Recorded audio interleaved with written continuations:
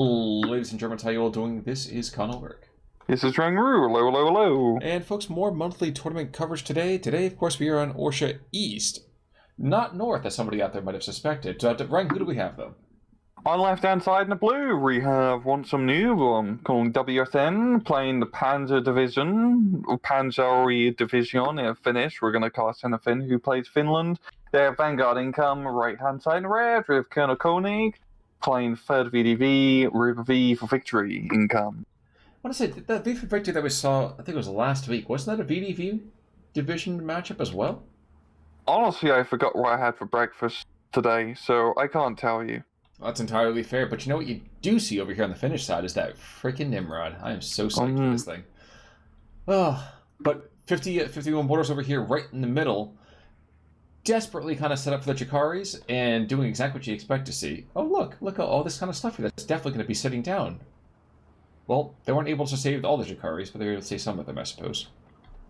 Yep, transport change is definitely going to be beneficial for them. But seeing the 50 mils had to get some very good stunning hits on the two-man, Russians getting to the edge. But really, a pretty light push in the center. As we're seeing down south, it's a little bit more heavy duty. The Blenheim, T-3045, and a bunch of infantry pushing on through. Well, up to the north, too, they actually have more 50 mils up on top. So they are really trying to work the edges here. Lots of Chikari picking on the PTRSs. The 50 mils are doing their thing. And the Descent Maxima down here actually getting blown to shreds. So, kind of an uncommonly common opening, if that makes any sense. Yeah, the central position is definitely quite weird of how really quiet and empty it is, even though people are dying. But up north, it makes sense for either side to push heavy up north, because it's one of those positions. If you capture it, it's very hard to lose it, just as long as you don't lose everybody. Just make sure people die a lot or less. I think it's a nice thing to think about in a lot of different war zones is try to make the other bastard die first and then die. It's a very unique idea. Yeah, guns are very good at it, apparently. I tried shouting bang at an intruder at one point. It didn't work quite as well as you might have expected. Chikari, though, fighting off the guard squads, and the 50 mil mortars just kind of throwing rounds downrange with kind of the wanton care of all the youths that you might have known. Mm-hmm. And the south central side, yeah, sorry, please, go ahead. No, he just doesn't have the, what's it called? Like, the force of infantry to really make a good push in the center. No, but you know what he does have? More 50 mil mortars, which are doing their thing. Damn. There's still one Desantniki Maxim that's going to cause a little bit of a hassle here. Might be able to take out one of 50 mils before the Sturmy comes down to play. Indeed, and we are seeing once some noob is investing quite a decent amount in armor early on. Of course, Panzer Division is not like a proper Panzer Division, technically, but they do have some decent tanks, at least Tug 3s and the T-3045s, and especially against third VDV, which is very limited on its tank support, those guys can really hit above their rate. Actually, I think you're talking about the glory of the T-26s. Oh, those too. That's a lovely thing about the Panzer Division. You have a little bit of everything. Some of the things you wish you left behind. Yeah. Can I refund this with the Soviets, please? I want to upgrade it for a better tank. Finns used repatriate equipment. It's not very effective. Soviets like, God damn, you guys are still using this? Dude, we stopped using this back in the Russo-Japanese War. They weren't invented yet. I know! Northern side take out this on Niki and running afoul of Kavari and the Chikari. They're going to hold up for right now, especially this on Niki DTs. But I think the Chikari are just too dang deadly, and they're going to be able to push them back out of the force, at least for the most part. Yeah, that's a very nice thing about the Finnish Panzer Division, is that you still have really good infantry. You're not really making that much of a sacrifice for it. As Chikari's really the only infantry, frankly, anyone ever needs. They just do everything really well. Yep. They have flame, they have fire, they have a tank fist. Yep. Pretty dang solid, my friend. And pretty close to having all 4 elements. True. Quadruple threat almost. I will say also, may have been lighter in the center, but he is aggressing well. Yeah, he's done a decent job of securing the 50-yard line pretty much in the center and building up quite a heavy amount of armor here. So it definitely seems like Koenig is setting up more for a defensive battle. I mean, he has lost a lot of bit of ground down south at 1 flag position. So WSN investing quite heavy in his tanks. He doesn't really get a whole lot of his good tanks in availability. So it's going to be important for him to make sure they stay alive. Well, I'll tell you one thing, it's probably not going to stay alive, there's T-28s, but the Slotka 76 for right now should be able to change positions. Wait, what do we have here? Oh, the Bloodhounds getting engaged. Okay. Not too shocking. Yak 90 trying to get behind. Really shoot him down. It's entirely possible. I could have sworn he had bombs off, so I didn't see the bombs actually drop. Huh. Plane's going to drop you. It certainly is, and it's definitely not Valentine's Day either, as the Valentine, which took 3 decades to get there in the first place, goes down within the first few seconds of engagement. just classic. Yeah, exactly. But that said, it feels like VDV is maybe trying to rotate some equipment still up to the top, which makes sense, but at the same time, it kind of doesn't. At that point, to me, I'm thinking to myself, you know what? You lost the flag in there. Screw it. Set up a cordon. Don't lose any other ones, and then push someplace else. I mean, he's kind of like on the edge of completely losing that zone, so he's holding on to stay alive. I think the problem is his current force of units are a little bit spread out. They don't have a whole lot of good fire support backing them up. He really needs some extra fire support, whether he bombs it with airplanes, support guns, whatever, if he wants to get back into the forest. But he can at least hold the edge of the forest to deny enemy anti-tank guns from getting shut up. That does seem fair. Now, some of the other Boita equipment, for lack of a better term, is quite talented in picking up... Uh-oh. Wow, that was rather underpowered. There's the T-28? Yeah, but the T-70 over here in the BAF C. The T-70 goes down. Jeez. Yeah, good little flank here. It's actually getting some very good hits onto the side of Colonel Koenig's position. Definitely making him regret setting up all his infantry out in the open, but for Koenig, there's really nowhere else for him to set up his infantry. I think more the fact that there was just trucks coming over the open field and kind of has the result that you expect, which is kapoof. Yeah. So, regardless, a T-34 coming on and 2 T-34s coming on in, and is that some great? Yep, an IL-2, which is probably the most obvious cannon to kill a mosquito moment that we have going on so far in this match. Yeah, it's going to use that to knock out the armored cars, which aren't exactly high-value targets, but it's more of just the opportunity cost, because you can't let them stay alive, because by God, getting lots of kills. It should give the 45 mil. Nope, backs off just in the nick of time, and the T-34 is going to take his spot. Yes, he is. Looking back at the central position, we do have a little bit more of I suppose, a vague kind of equilibrium here. 120 mil actually is looking to the northern side, and he's being kind of a pain. Yeah. Very much a pain, in fact. Now, looking elsewise, we're looking down south. Things seem kind of quiet, which is surprising, because we'd see some action. There definitely has been some action, just nothing too crazy. And I'm just trying to figure out, you said, for example, that we are seeing a mass over here of armor from WSN, but CK-42, not Crusader Kings 42, that would take about 400 years for development, but CK-42, I think, is just content to sit, just wait and wait some more. Yeah, honestly, it's really his best bet of the income choices, because he could try to make a push right now, but B-phase, it's kind of impossible for him to make a good push. Just 90 points a minute is not great.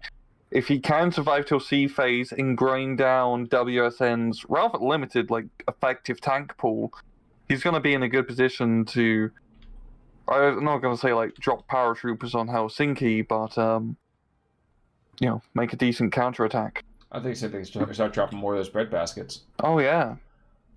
But the 45 mil in the meantime down south, engaging Maxims. I mean, you have Jakari kind of doing their thing. Yeah, this is going to heat up a little bit more, so I think the T-28 is going to come on in and try to be plucky. Unfortunately, I don't think that rinky-dink kind of monstrosity of a tank is really going to be extant for too long here. Yeah, it's a bit outdated, you'd have to say. I really like it. T-28's, like, honestly, it's like in my top 5 favorite tanks. It's not effective, but it was very good for when it came out. I can never recall which is the one that looked like a battleship. T-35. Ah, the T-35. It was like multiple turrets. Yes. Yeah, yes. That's the T-35, because everyone in that interval period was going, we had this really big Rotor 1 tank. What if we make him just bigger? Which is one of those moments when you're like, okay, do you work for Acme, or are you just consulting? Yeah. Didn't you realize the French built an FT-17? I just realized also the ISU-152 is on the field, and it is taking names. Mm-hmm. Not many names, mind you. It has a bit of a limited supply of name-taking. Regardless, it's nice to see it. Yeah. The single one they had. Well, technically, little history lesson. The Finns meant to capture 2 ISU-152s. One of them they just used as a recovery vehicle and never saw frontline service. The second run, which is the run you're seeing right now, was actually put in the front line, but I believe it only survived 4 or 5 days before it got blown up. Well, that's what tends to happen when you are the entire anti-tank force, anti-tank vehicle force for Finland, when you're like, yes, congratulations, you are now the assault gun battalion, and you're like, ah, yes, where are my comrades? No, you are the battalion. Read your Russian, it's in manual, we got off one of the dead bodies, you'll figure it out. Look at it this way. They were like, they made it so easy that they thought so poorly the guys from Siberia, they could use that. So, it'll be fine. Nostavaki over here being brought on in, and, I would go on a rant about disheartened troops, but I made a resolution that I'm going to try to be a little bit less like that this year. And they're not There's only a few of them. They're just not stellar. So, I mean, it is what it is. At least they got Molotovs. That's true. Any idiot can throw a Molotov cocktail. Except perhaps, ironically, Molotov himself. The guy did not really have a great baseball arm. No. Ooh, center. So, the Strumbovikis and the guards, Desantniki? So there's been a bit of a rotation. There was a plucky, perhaps, push into that little southern part of the town, which I actually kind of like. Unfortunately for them, even if they get through there's a number of Valentine tanks. There's a 45 mil that can kind of just rotate around. And the T-28 is deciding to go side on to Desantniki squad. Yeah, it's not a very good push for the T-28. They're gonna get blapped. Well, the infantry getting the kill, and then if the Valentine and 45 mil move out into position, that's gonna just be a very effective place for him to start getting some very good fire into the southern end of the center. Maybe what he's doing with this is he's saying, I'm just trying to unmask positions. These T-28s are more or less pretty useless to me. And when I bring in the powerhouse that is the T-26 patrol, then we're going to be brutal. Mm-hmm. And the first platoon is on its way. There we go. That's one thing the Finns had a lot of. T-26s. Yeah. Yeah, well, it's pretty easy to get them when you set an ambush for a tank platoon and the entire company says, all right, I'm out. Who'll win? A 1930s tank or a log? Exactly. Like, Mother Nature says, my turn. Yeah. The Nostavakis, after watching some of their comrades get blapped, are shifting on forwards. 120 mil continues to just barrage the north, and now we're seeing the T-34-76s tentatively approach the forest. Very tentatively. I was seeing WSN invest more in his tanks. He's got some of the Panzer IVs out. He's doing a good job of keeping them alive. He's not just rushing them into the fray. However, he's not... You really do need the +2 advantage to get the most out of his income, and he's not getting it. That's going to be the issue going forward here, because that will give Colonel Koenig time if he doesn't also trade horribly to, amass a huge force in sea phase and counterattack. True. One of the precious 85s goes down to the south. Thank you very much, IL-2s. And the Nimrods are both on the field, aren't they? Yeah, the Nimrods are both on the field. One to the north, one to the center. Unfortunately, not a whole lot of anti-air comp in the south, which will continue to be a problem for quite a bit of time. And while the T-26s are being brought to the front, everything else that could conceivably be called a tank, not counting the thing that nominally is a tank, is getting killed. Yeah, it's just getting a bit meat grindy here. We've seen the push in the center here from WSN, but he just does not have enough infantry to push through. Honestly, it's actually... I'm surprised how meat grindy this match has become. Like, it's a pretty clear, 50-yard, defense right down the middle, apart from one or two areas. And Colonel Koenig's done a very effective job of just holding on and not taking too many steps back. Well, maybe they didn't get the order just yet. Mm-hmm. However, we have some of these squads like the Sturmoviki that are desperate to get in that south-central part of the town and getting knocked just in time by this Maxim that's just pounding them into paste. Now, looking to the north, we have supply truck coming on in to kind of go resupply those lovely, lovely mortars, which have been so effective. Actually, I think I really very much agree with that idea. Push the mortars up, reload them. Those things right there were doing a lot of work for you. You might as well do it again. Yeah, I'm honestly surprised WSN hasn't been more aggressive up north. He has really good infantry to fight in the forest. The Finns are pretty specialized in that. And this is an area of the map he just needs to shut down. So he doesn't have to worry about investing more resources here, so he can focus on trying to rupture through the center or the southern side. Wait, are you telling me that the Finns like fighting in the shade? Yeah, they do. Oh, okay. They even bring their own aspish. Well, I was just thinking to myself, the Soviets kind of come forward, they're like, our men will blot out the sun. And the Finns like, yes, we'll fight in the shade. That's cool. Mm-hmm. Us few moist can handle it. We like it there anyway, eh? I know that's, in my mind, the Finns are kind of Europe's Canadians. Because I don't think I've met I don't think I've met either a Canadian person or a Finnish person that's ever had a chip on their shoulder, unless in fact someone put a tortilla chip on their shoulder. Mm-hmm. It's the most curious thing in the world. So, co-driver does, yeah. I thought it would give you a chilly reception, not make you a warmer person. Apparently I've stumbled on a conundrum. So while Reese chews about that, we're going to continue to have more engagements over here by the Zabuzier 76-2 from the Sotka 76. Yeah, it's just long range back or forth, yeah. And that's going to be enough to force that T-34 back. And this is great for Koenig because he's holding on to that very thin strip of, forest on that northern point. WSN has not been able to pull him back, and this time is on Koenig's side. It may not be looking good in terms of points for him, but he can pretty easily make those points back. He can, yes, for the moment. I will say Nimrod now engaged in the Yak 9T. The Blenheim should be able to get out. Yep. And the bombs, not quite as effective, but they're still getting a little bit of stress, which is still quite important. And now the T-26, the charge of the Light Brigade, is happening. Oh yeah, in the central position, we're seeing them make a rather effective push. WSN has been able to get some infantry in a good vanguard position to cover the T-26s. I do quite like the path in here, because it's going to get into a rather close quarters battle, and those T-26s, at point blank, can knock out both the Valentine and easily the Su-76. Can, yes. Will, very different. We'll have to see. Oh, IL-2's coming in clutch. A little bit overkill. I'm fairly certain just the rockets alone on those aircraft are more expensive than the T-26s themselves.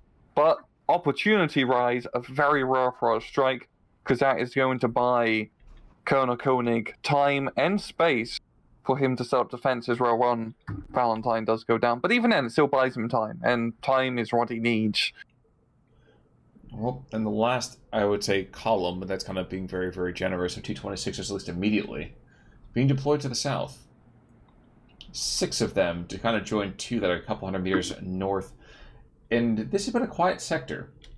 Now, just worth mentioning, there is a ZIS-2 that's got a rather terrifying arc of fire down that road. Yeah, he's pretty much a blocking detachment to, or not so much block his own troops. I think the Soviets, well, they're still doing that, 44, but more so to block the Finns from taking any more steps forward. This is true. This is true, but while we continue to look, every single time we look away, we actually, the Finns are picking up more and more ground. There's an SU-76 to the north and a ZIS-2 falling back, but outside of that, what had been a Soviet-controlled forest is no mas. Yeah, it's really right at the end of B phase here, where he is making these offensive pushes, and it's fantastic for him. Yeah, he finally has the north under control. But now the income is really going to bite him in the ass. However, Colonel Koenig doesn't have a whole lot of C-phase tanks or anti-tank to deal with. It's going to come down to his C-phase infantry spam, because those desert need keys can be effective. I think it's going to come down for Koenig, spam an aircraft and spam an infantry. Those are his 2 keys to victory. That may be. That may be. The T-26s, I find out that they are not the biggest, baddest thing for a whole 50 meters. And while Nostovakis are going to go and find themselves getting picked off one by one, there's still a Dornier 17 being brought in? Yeah, I think it's a Dornier. Yeah.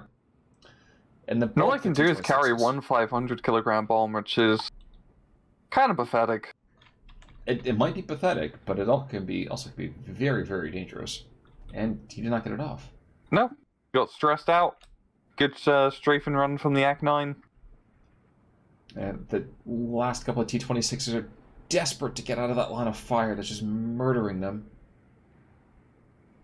So there were 6 T-26s at the beginning of that. Now there be 2. And probably less soon with the Desaniki in forest. True. It's a very, very true thing. That said, Nostovaki being brought on in, and just enough, I think, foot traffic, so to speak. And, I don't know, I think this little scratch attack between 2 Nostovakis and Jakari, the 2 T-26s, that should be enough actually to push back a Desaniki squad that's decently low on ammunition in the first place. And the other Desaniki squad that, outside of, a couple hundred meters, can't do diddly squat. Yeah, if WSN can get into that position where the Desanikis are, that is such a clutch position. Because you can just set up a good defensive line in the forest, get some anti-tank guns, and then you can very easily capture the little farmstead up north, and then mostly just shut down the southern end. And while we weren't looking, another murderous attack on the T-26s in the center by just 4 IL-2s, which, like you said, it feels a little bit like hitting a puppy. Mm-hmm. And the T-26s, you gotta feel bad for them. In the same way you feel bad for this Aniki squad that just got obliterated by the Blenheim. Yeah, honestly, you gotta have a little bit of balls to be. You don't really get a choice, but like, okay, I'm gonna completely outdated 30s French tank, decade out of date, like quite literally. I'm just gonna go to the front line and hopefully they don't have any tank. It's that kind of optimism which kept the Finns in the war for way longer than you expected. We're also seeing up north here, like Colonel Koenig's actually making an effective counterattack back into his forest. He's managed to win the long-range engagement because WSN hasn't been able to get much effective fire support here. And I think Koenig is going to be able to actually... I think he could probably take the entire northern forest with what he's got. That may be, but right now it's still 15-9. And while the T-26s are getting picked off down to the south, look at what's there to kind of stem this potential breakout. It's 2 76-2s. Congratulations, you have 2 artillery pieces, which are good. Don't get me wrong. But any kind of decent, firepower, and you are quite dead, sir. Yeah, it's probably going to be hard for Koenig to retake a decent chunk of the southern side. Really, his best bet is to just control that farmstead and then just shut down the open area for Koenig, so WSN doesn't push up any further. But it's probably... usually once you capture the position where WSN is at, you just hold it. There's no point trying to push any further. Especially for the Finns on open ground. They don't tend to like it. Yeah. Like agrophobic. Oh yeah. Yeah. They're absolutely agoraphobic. Yeah. Agora. Agrophobic, I guess, is a fear of farms. Either that or just a fear of being attacked by other people, I suppose. I don't know. You're like aggroed. So it's like when you play RPG games, your fear of being aggroed. It's when you play the pacifist run. The enemy's got aggro on me. Ah! No, it's a good thing. I'm the tank. He's like, but I'm a T-26. That's the kind of tank I am. Oh, now, Jakari's being thrown into the front. You are correct that I think right now is getting very, very dicey. But they still have Tankintor Juntas, which are really good. Unfortunately, the Tankintor Junta just destroyed one of their own vehicles like I captured. Yeah. It's so sad. I think for WSN, the one really good thing he has going for him is that he's did a very good job keeping a decent amount of his effective tank support alive.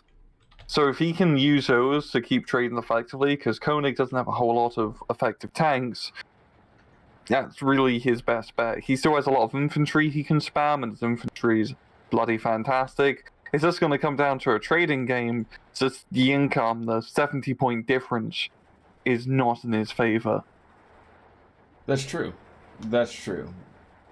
But when I think about the odds not being in my favor, I think of the Hunger Games. When I think of the Finns right now, I think that they're hungry for victory. And it's a game. So you know what? I think the Finns can pull this out. I do like this Northern Purser T-34 flanking through the forest. He can probably knock out that Nimrod, and that'd be a very juicy kill. And also, more importantly, just shutting off that Northern Forest entirely from any more Finnish assaults. That's true. That's true. Down south, you do see another obliterating kind of IL-2 run. But Jakari's in the forest, so Desaniki's good. Jakari's terrifyingly good. Yeah. So, cousin of Molotov, man. Yes, indeed. And they're picking things off right, left, and center. The difference between, I think, the Soviets in this match as opposed to a lot of the other games we've seen before, recently, is that the Soviets in this case are actually planning for a C phase. They have 42 squads. And oh my gosh, the T-34 goes down to the Nimrod in the flanking position. That was beautiful. Oh damn. Yeah, that 40 mil of AUP is a scary sight to behold, especially when it's shooting at you. Yes, it is. Yes, it is. Now, it doesn't mean that things are all peachy keen if you're a Finn. So, like down south, for example, we have T-34-76, and there's not a whole lot there that can go and keep them at bay. So yeah, it's actually starting to look a little bit brighter here for WSN. I mean, up north, he's managed to counterattack the forest push, and he's going to get set up quite nicely in there. We do see, I guess a counterattack on a counterattack with the Desert Eat keys, but they're not going to be able to get into a good position to deal with those Jakari. So this is going to be, once again, a good position for WSN to hold. I think the question is really get enough anti-tank and support, like long-range support weaponry, to shut down the northern push so this does not happen again. Oh, well, there's another 4 squads being sent to the front after these Desantniki. The difference here is that Desantniki right now are being outranged completely. And there's no officers to support them either, so these guys are going to just get obliterated.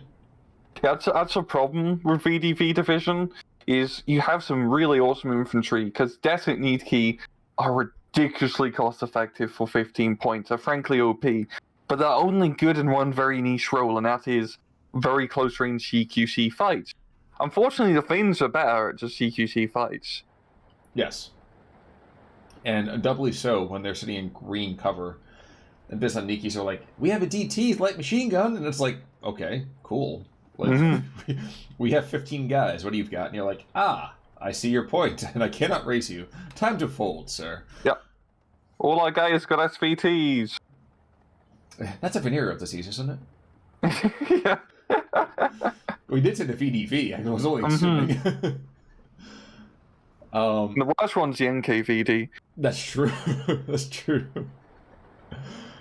Now, the Jakaris cannot stand up to firepower, though, of half-tracks at great distance. Neither can they stand up to T-3476s, so this northern position is going to get pushed back in its own time again. But every single time they get forced back in one theater, they're there just to push forward just another one. Just a little bit, and a little bit, and a little bit. It's just this constant, harassing pushes.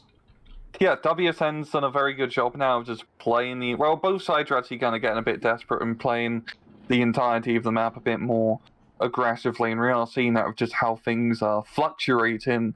But WSN has been more effective. He's got that 15-9, that +2. And as you're seeing, with only 3 minutes left on the clock for ColKoenig, it's up to him to make a crazy push. The BT-42. You brave bastard. He survives. Shockingly enough, he is still alive, but this is so much fun to see the Finnish Panzer Division because we just never see them. It is like the Bovington Tank Museum of just like random stuff. Yeah. And WSN's done a very good job of actually keeping a lot of that stuff alive. I mean, the ISU 152 is still kicking. Well, he's got to. Those are museum pieces, so he'll get in trouble if they're not. So. Nimrods in the north are getting engaged by the 120 mil, but the 120 mils, while they're blowing the Jakari to pieces, I don't think it's still enough to keep the Russian pushing. Because it's 17-7 in favor of WSN. God damn. He's just, pulling these flags out his butt, it seems. Now, he's hitting some surrenders here and there. I say he, I mean CK-42. But it's still... It's a close run thing. It's a very close run thing. Yeah, I think the problem here for CK is just not being able to... It's just the VDV problem, get good engagements with his infantry, and also just a lack of armor. I think if he was playing a more traditional Soviet division, it would have been a bit better for him, just because he would have had the tank spam around C phase. You can really take advantage of that. But for the VDV, apart from Desantniki an aircraft, it's not really a whole lot going for him in C phase. Well, not curious, because I keep saying it's curious, but an unfortunate thing too is that the IL-2s, as good as all those rockets are, they've just been, in some cases, rather misguided. And I mean that both as a nice little pun. But they've been going after T-26s and not the Nimrods. They've been going after T-26s and not the skirmish. They've been going after T-26s and just, you get what I'm talking about. You could kind of saturate the environment with just these cheap, crappy tanks. You don't care if you lose a T-26, you got another 20 in your deck. Exactly. And they kind of take, the rockets for you. Your applique armor, just external, mobile, and sentient. That's true. Just not a hostile. Now, I think the Nimrod, after its long and kind of illustrious service, is finally going to go down here to the northern side, but it's just because his T-34 is being... Well, he's getting into a weird position. But Jakari's, not to be outdone, might be able to kill the Razvedka and then kill the T-34. Yeah, that's exactly what's going to happen. Yeah. Goddamn holding the line here. T-34's just booking it. And thankfully those German Panzerfaust will come in quite handy here if he can get the shot off. Please get the shot off. Showing the rear. He does not make it. He does not make it. And folks, after a rather slow start, the Finns took the center hill. They kept it for a long period of time. They held the bottom and then pushed the bottom, which is crazy to me. And this northern side, there's been more blood in this northern side than we've seen in most town fights.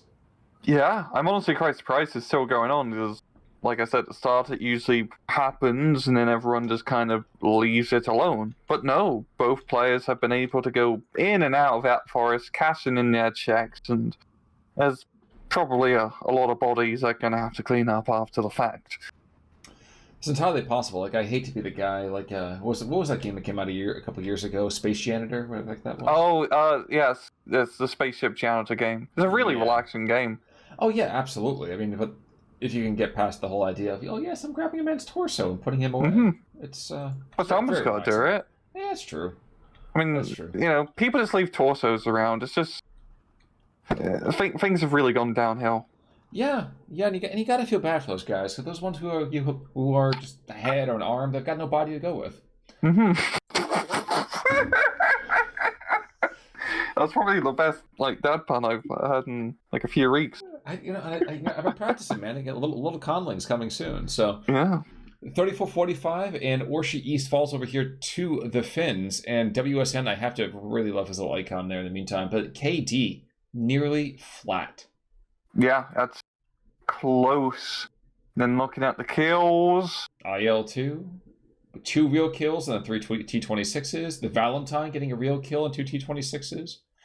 IL2 getting 2 T26s. Zis2 killing many T26s. It's the one in the south, Kovaleski. Yeah.